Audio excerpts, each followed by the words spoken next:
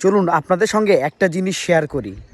সেটা হচ্ছে বর্তমান সমাজে যে ছেলেপেলেগুলো বড় হচ্ছে তাদের মধ্যে একটা বড় অংশ দেখবেন ১ বছরে ১২ মাস, ১২ মাসে ১৩টা উৎসব হয়।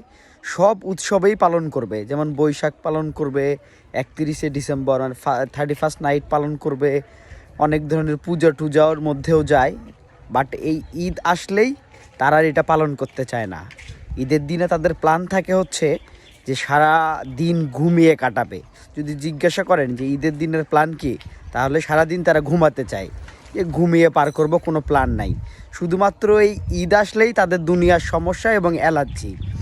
এই সকল ছেলে পেলে হচ্ছে সমাজের জন্য সবথেকে বেশি বিপজ্জনক। তাই ঈদকে ঈদের মতো করেই পালন করুন, কারণ এই দুটা ঈদ মুসলমানের জন্য হচ্ছে সবথেকে বেশি গুরুত্বপূর্ণ বহন করে। তাই আমি বলবো এই সকল ছেলেপেলেদেরকে বোঝানো উচিত যে ঈদটাই হচ্ছে আমাদের মেইন, এখানে অবশ্যই আমাদের উৎসব, এটা আমাদের পালন করা উচিত।